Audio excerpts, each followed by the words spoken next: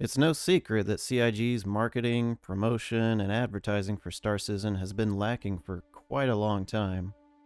Right now, all that ever happens is we get an unadvertised free-to-play event every now and then, which only gets spread by word of mouth. The devs may sometimes give a streamer or a YouTuber a game package to give away, but it shows favoritism, and is a strategy that mostly benefits the content creator. Most viewers watching a streamer on Twitch or a video on YouTube are already players with a game package. As a developer, you should want to change that. Giveaways, whether they are sponsored by CIG or not, are something I rarely see outside of the Star Citizen category on Twitch. Go to any other game category with similar viewership on Twitch and try to find a single person in that category doing a giveaway. Now go back to the Star Citizen category and you'll see that most of the top streamers are doing giveaways. Giveaways have been a crutch in the Star Citizen community for years, but by running one you're only siphoning away viewers from other Star Citizen streamers, rather than bringing in new viewers. Twitch has no system for viewers browsing the front page to see that a game category has active giveaways. If you're going to run a giveaway, at least be creative with how you do it. To name an example of how to do it right, a few months back Captain Burks ran a giveaway, but to win you had to take part in a PvP event and come out on top. He ran channel point predictions for each fight so that chat was engaged with what was going on. It was really well done. While streamers as a whole can always improve in their own way, unfortunately, most of the effort to grow the SC community on Twitch, and to an extent YouTube, relies on CIG. Not only have they been slacking in their efforts, the effort they currently put in is pointless in growing the game's community and brand. For the Star Citizen Twitch community and streamers to grow, CIG needs to change how they do things. A few months ago, when the Star Runner fiasco happened and content creators were given the ship to fly around in before the people who actually own the ship could, Xylo stated that the reasoning for this was to, quote, celebrate and show our appreciation for content creators. While the reasoning for this has been questionable and has already been discussed to death when it happened, it nevertheless showed that CIG wants to help their content creators.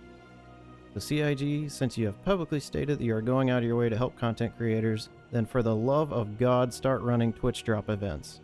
For anyone not familiar with Twitch drops, these are events where game developers allow people who are watching a streamer playing a game to earn rewards that can be used in that game. For example, last December, Battlestate Games, the developers of Escape from Tarkov, ran a Twitch drop event where after linking your Twitch account to your Battlestate account, you could earn items in-game for Escape from Tarkov, as long as you are watching a streamer who had drops enabled on their channel. Developers have the ability to enable drops for specific channels, a specific number of channels, or all channels streaming the game.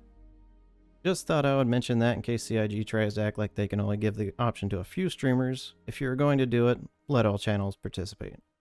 But to the Twitch streamers thinking about doing 24/7 reruns while the drop event is going on, just know that there is a special place in hell for people like you. How many 24/7s can you see just scrolling down this section at a mediocre speed? How many fucking 24/7s are on this category? It's disgusting. It is fucking gross. You should all be fucking ashamed. What Summit 1G is referring to has since been addressed by Twitch, so attempting to run a VOD with drops enabled could and should get you banned. Now, because Star Citizen can be less than playable at times, these kind of events should only happen when the game is in a decently playable state, which is usually a few weeks after a new main patch has been pushed to allow more of the issues to be ironed out. This also goes for free fly events, which typically go horribly when they occur right after a new main patch is published. Why do a free fly event like Invictus when the game is in a terrible state? You're hurting the first time experience those players are having. As for what kind of drops CIG could do, the usual route is to give viewers multiple in-game items after a certain number of hours watching that game on Twitch. The drop could be a free trial of the game, a ship to fly around for a few days, a gun, or just straight UEC. There really is no limit to how you can set this up. So why haven't CIG done this yet? You could argue that having Twitch drops enabled could artificially inflate a streamer's viewership, much like a giveaway would, but the difference is that drops attract outside viewership. because a game running drops can be seen with an icon on the browse page, while someone doing a giveaway would, for the most part, attract viewers who are already aware of most streamers inside the Star Citizen category. A Twitch drop event can also be a time when larger streamers play a game they usually wouldn't, which can introduce a massive amount of people to the game for the first time. While this may snuff out the smaller streamers who regularly stream Star Citizen, once the event is over, the larger streamer will usually go back to playing Minecraft or watching Gordon Ramsay videos on Just Chatting. But the viewers who enjoyed watching Star Citizen content will want to see more and see the streamers who regularly stream the game. A good way to benefit the regular Star Citizen streamers would be to do a Twitch drop and free fly event at the same time, but extend the free fly event further than the drop event. That way, when the drop event is over, the viewers that stuck around can still play the game and interact with the regular streamers, even in-game if they want to. I would like to reiterate that this is why it's so important for CIG to only do these type of events when the game is in a decently playable state. Because for a lot of these viewers, this may be the first time they actually see the game, so you want to make a good impression. In the past, when people like Lyric or XQC played Star Citizen, it was at random. There was no special event going on, they just felt like playing it. It doesn't help that they sometimes decide to stream the game when it's in a bad state, although it's not their fault for the game being in that state.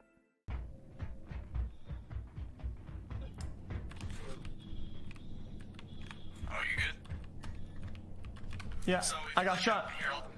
Yeah, not yet. There's like collision in this because the sinking isn't good. Dude, I'm dying.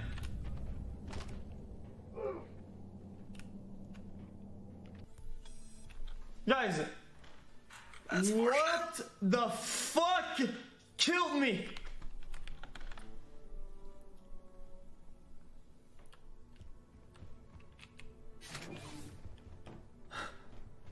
The floor killed me?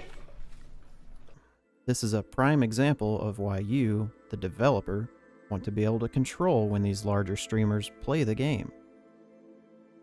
Streamers are always looking for the next big thing. It could be a new AAA game that just came out, or maybe a popular game got an update. It's also not unheard of for developers to pay a larger streamer to play their game for a few hours and promote it.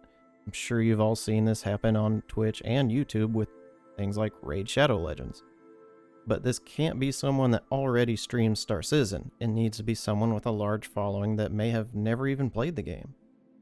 Give the streamer a game package that allows them to access most content in the game, like an Avenger or Cutlass package, and maybe throw in a Prospector for good measure. A larger streamer, especially one that's being paid to play the game, may only play the game for an afternoon, so you don't want them limited in what they can do. For example, when XQC last played the game a year or so ago, he had a Mustang and tried to do a delivery mission, but the Mustang didn't have an easy way to store a box. Also, give the streamer an overlay to place on their stream that promotes the free fly. That way all the people recycling the same trite messages we have seen for years can try the game for themselves. Could viewers have tried the game during past free fly events? Absolutely. But the problem is that the vast majority of people in the gaming community don't even know that Star Citizen does free fly events. Because for whatever reason, CIG doesn't either know how to or want to expand their marketing strategy outside of the Star Citizen community. While they absolutely get some new players every time there is an event, their current strategy is not as effective as it could be. In the same post from earlier, Zylo also said that Star Citizen is largely marketed by word of mouth, and this is absolutely true.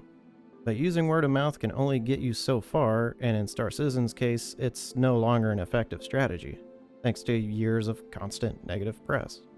Star Citizen is regarded in the overall gaming community as a scam or meme. Your priority as a developer, or person in a marketing position, should be to change that reputation. And word of mouth is not how you do it. Whole Foods Market used the same word of mouth strategy up until a few years ago, and while it served them well for a while, the company had a reputation as being a store only for rich snobs and hippies with overpriced food and asparagus water. It was a meme. They had no other way to communicate what the store was outside of word of mouth or actually visiting it. They abandoned their word of mouth strategy, which at the time was the only marketing being done outside of a store, and instead started creating ads for television, billboards, and other typical places. Doing this helped curb the negative reputation they had and made the company more visible to people who may not even know a store existed in their neighborhood. Is this sounding familiar? The devs don't have to be limited to sponsoring Twitch streamers either. If you ever been on YouTube, you have likely seen a YouTuber sponsored by Raid Shadow Legends. In this case, I'm not actually talking about an ad that plays during the video, but an actual sponsorship from the developer where they pay the content creator money to do a quick message during their video about the game. These are usually around a minute long and include new features added to the game or events occurring in the game during a certain time. For now, a sponsored video promoting the game during a free fly event should be all you are doing. Until some of that negative reputation starts to disappear, you want to give naysayers the ability to try the game out and decide for themselves whether or not the rumors are true about the project.